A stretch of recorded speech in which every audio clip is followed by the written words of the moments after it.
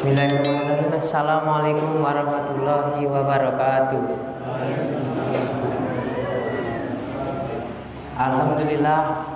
Alhamdulillahirabbil alamin. Assalatu wassalamu asrafil anbiya'i wal mursalin wa ala alihi wa ashabihi ajmain, amma ba'du.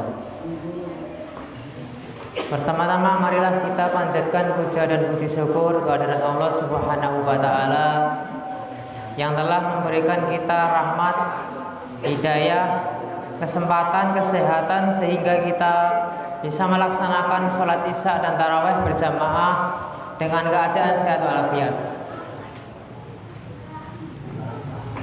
Sholawat serta salam tak lupa kita aturkan kepada junjungan kita Nabi Muhammad Sallallahu Alaihi Wasallam yang kita nantikan syafaatnya di yaumul akhir. Hadirin jamaah salat isya dan tarawih yang dirahmati Allah, kita mengetahui bahwa Allah Maha Besar, sementara kita yang diciptakannya adalah kecil. Kita tak punya daya dan kekuatan sedikit pun kecuali karena kebesaran dan kekuatan Allah Subhanahu wa taala. Karena itu maka kita banyak-banyak bersyukur kepada Allah. Allah Subhanahu wa taala berfirman dalam surat Al-Baqarah ayat 185, dan hendaklah bertakbir atas anugerah yang telah Allah berikan. Semoga kalian menjadi hambanya yang bersyukur. Bersyukur adalah salah satu bentuk sikap yang direkomendasikan Allah Subhanahu wa taala dan nabi-nabinya. Ketika seorang muslim yang beriman diberi kesenangan, kenikmatan dan semacamnya. Karena dengan bersyukur bisa jadi kesenangan, kenikmatan yang diberi akan ditambah oleh Allah Subhanahu wa taala. Sebagaimana difirmankan dalam Al-Quran, Quran surat Ibrahim ayat 7, dan ingatlah juga tatkala Tuhanmu memaklumkan, sesungguhnya jika kamu bersyukur pasti kami akan menambah nikmatmu, tetapi jika kamu mengingkari nikmatku maka sesungguhnya azabmu akan pedih.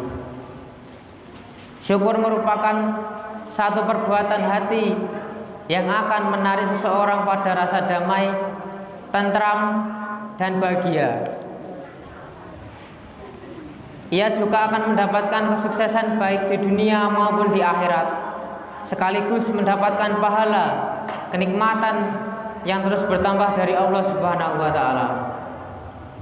Sesungguhnya jika kamu bersyukur pasti akan menambah kepadamu, dan jika kamu mengingkari nikmatmu maka sesungguhnya azabmu sangat pedih. Inilah janji Allah. Dan ingat, Allah tidak akan pernah mengingkari janjinya. Sebaliknya, ketika ditimpa kesusahan atau musibah, janganlah sampai putus asa, melainkan kita harus tetap bersyukur dan bersabar. Lah kok ditimpa musibah malah bersyukur? Jangan salah bapak-bapak, ibu-ibu, di balik kesusahan atau musibah yang menimpa tersimpan segudang bahkan lebih hikmah kebaikan. Misalnya tiba-tiba kita diberi rasa sakit, nggak perlu kita mengeluh atau berputus asa, karena kalau kita gali secara mendalam dengan sakit yang diderita, ternyata sebenarnya dosa kita sedang dikurangi oleh Allah. Dan dengan sakit yang diderita, seorang muslim yang beriman akan bisa lebih mendekatkan diri kepada Allah. Oleh karena itu, baik senang maupun susah, bersyukur harus kita tanamkan dalam diri kita. Rasulullah Shallallahu Alaihi Wasallam adalah manusia yang pandai-pandai bersyukur. Suatu ketika beliau pernah ditanya Bilal, apakah yang menyebabkan baginda menangis? padahal Allah telah mengampuni dosa-dosa baginda, baik yang dahulu maupun yang akan datang. Beliau menjawab, tidaklah engkau suka aku menjadi seorang hamba yang bersyukur. Dan memang kita harus siap dalam setiap kondisi apapun. Setiap yang disampaikan oleh sahabat Umar bin Khattab, kalaulah sabar dan syukur itu ibarat 2 ekor unta, maka aku tidak peduli unta mana yang aku kendarai. Marilah jamaah sekalian, kita tanamkan pada diri kita sifat syukur dalam keadaan apapun yang menimpa kita.